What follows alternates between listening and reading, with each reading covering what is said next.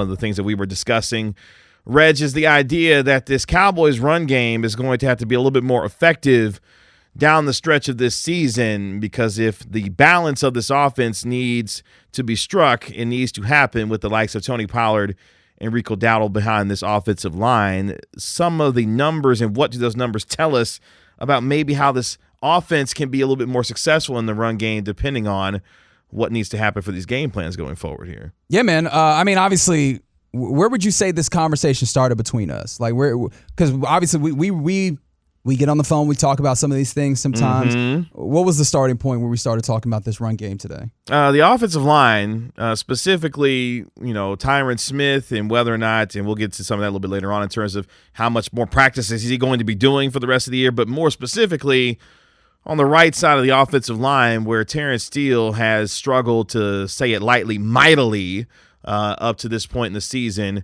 But one of the things that he was known for was the idea that if pass protection was going to be a little bit of a weakness for him, run blocking and the ability to, block in the run game was a real strength of his. And that's something that we haven't necessarily seen either, to where Tony Pollard, Rico Dowdle, and whomever's been running the football has not been really effective in the designed run game for these Cowboys running backs at this point. Right. And so you had an idea on maybe what might help is, and you were just kind of spitballing the idea that maybe, even though you love running behind a future Hall of Famer in Zach Martin, and then Terrence Steele had typically been, very good in the run blocking game, maybe you direct more of those runs to the left. And that made me think, okay, well, I know where to go and find the numbers on how many times they do run one way or the other. And, that thought process, I will say, at least by the numbers, does look to be, it looks fairly similar on the distribution of runs left to right. Mm-hmm. But maybe you're thinking, all right, let's run a little heavier one way or the other. Now, one thing I could tell you is when it comes to the distribution, the heaviest run location is right up the middle. But when it comes to success is where you get a really interesting breakdown that I don't know that we're fully ready for. So I'm going to try and give you these numbers. Tell me to slow down if it ever stops making sense, okay? All right. So NFL has a statistical website that gives me an opportunity to see where a majority of these runs are happening and what the average gain for a run is in these various different ways. And now there's 7 different areas. Obviously, we can go going right to left just to make this easy. You got right off of the end, right towards the end.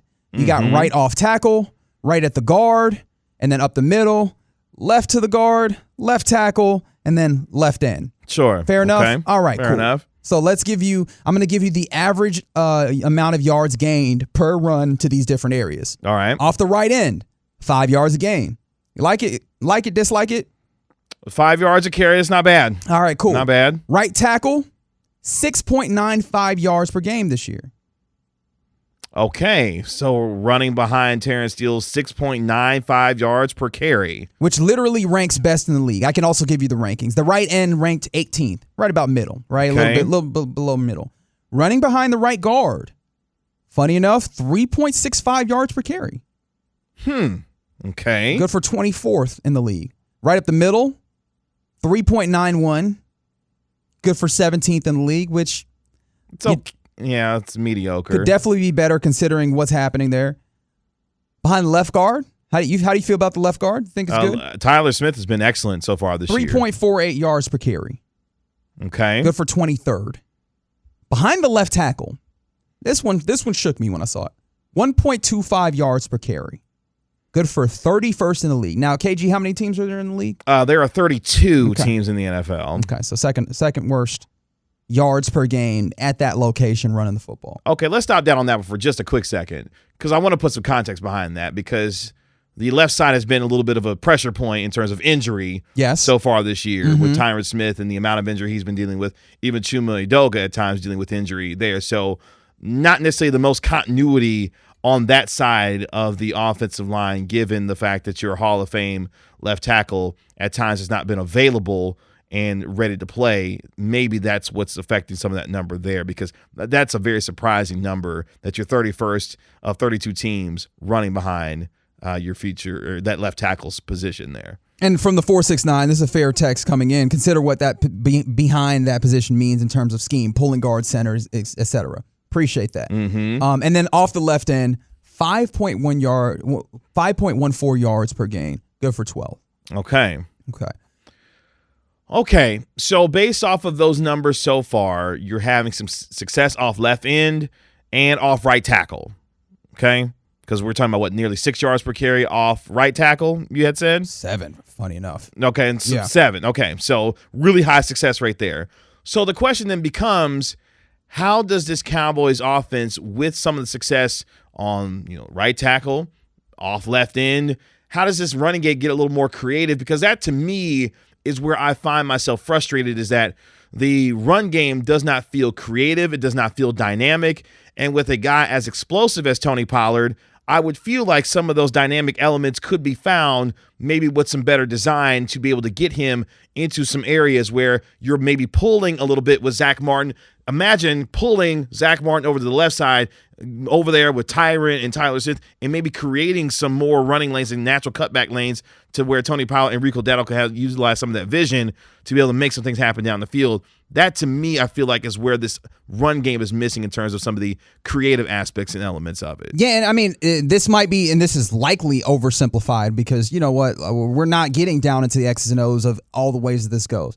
But the only place where this team is above average in their play distribution is up the middle, which feels like counterintuitive. Not saying that, and I'm not trying to be the dude that's saying Tony Pollard can't tote the mail up the middle and between the tackles. I think he's capable of that. I also don't think that you should run your head into a wall. Sure. And so it feels like, why are you the team that is rushing the 7th most up the middle with Tony Pollard when you have players of this caliber on the outside, and especially once you start getting them pulling here and there? You are average or slightly below average getting out to the outsides. And I feel like with a player like Tony Pollard, who has the amount of bounce, the amount of vision that we have seen him display, again, might be oversimplifying the solution, but I would love to see them get outside more, get that guy to the edge and have opportunities to run in space, because it really does feel unfair to have him constantly running right up the gut into not very much. And obviously he's produced decently enough. He's produced,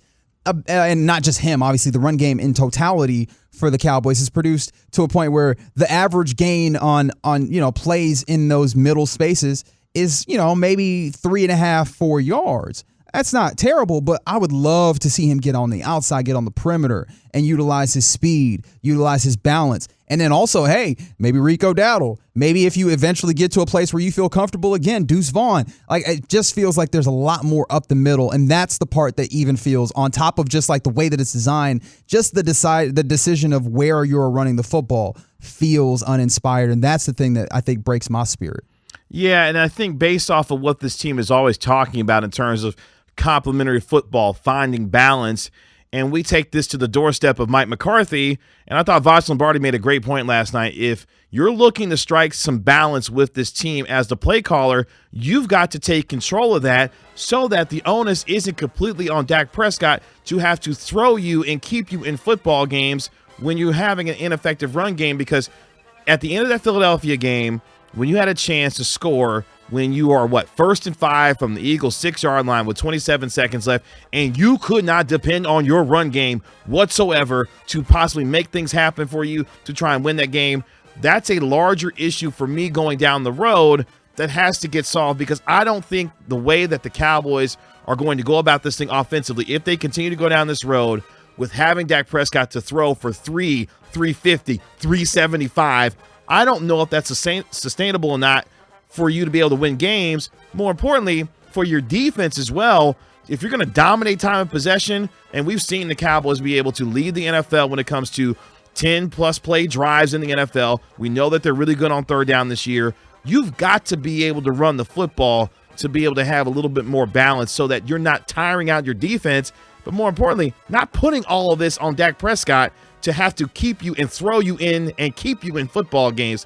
The running game has got to start to participating, and I don't know if that's on Mike Solari, the offensive line coach, whether that's on Jeff Blasco, the running backs coach, or ultimately the play caller and Mike McCarthy, along with Brian Schottenheimer. What are you trying to change? You trying to change over duties real quick? Is that what you were doing there? I mean, I would imagine, and let's think about Brian Schottenheimer when he was in Seattle, some of the things he liked to do with the run game. And what does that look like for Tony Pollard and Rico Dowdle here?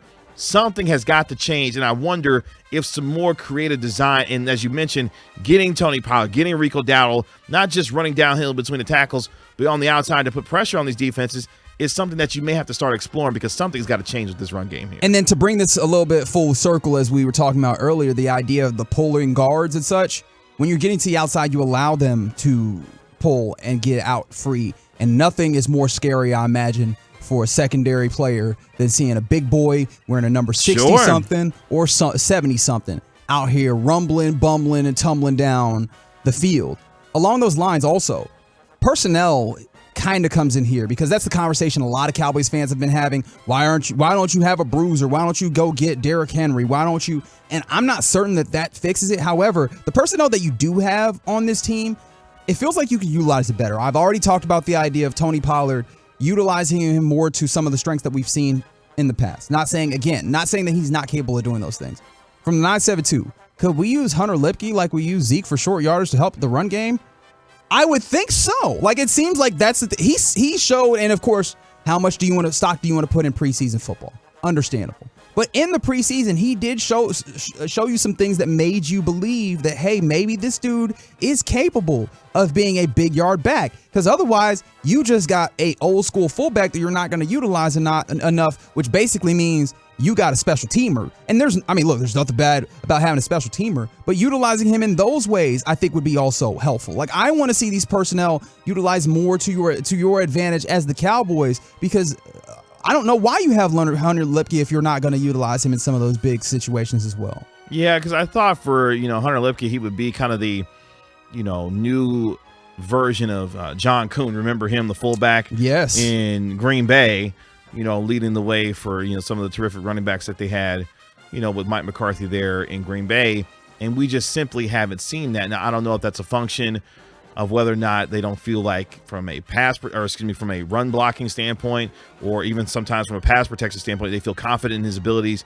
to do some of those things. In the fullback? Well, as I'm saying, you've got to start finding some of this out, and maybe that's part of some of the changes that have to be made is, look, Hunter, you got to get in here. We've got to start doing some different things to spring some open lanes along with this offensive line to get Tony Pollard and Rico Dowdle downhill. And then in short yardage situations, can you show the kind of power to be able to help us out here in short yardage situations, especially in goal-to-goal situations when you have a chance to be able to score points? Because for as much as, Ezekiel Elliott hasn't been necessarily effective in New England, one of the things that he did extremely well last year, when you got inside the red zone, when you got inside the 5-yard line, he was putting the ball in the end zone. And I don't know if you're missing that element of it, but more importantly for me, this offense has got to find balance, because if it doesn't, for me, this is not sustainable for them to be able to throw them and win football games, even with the kind of play that Dak Prescott is having right now.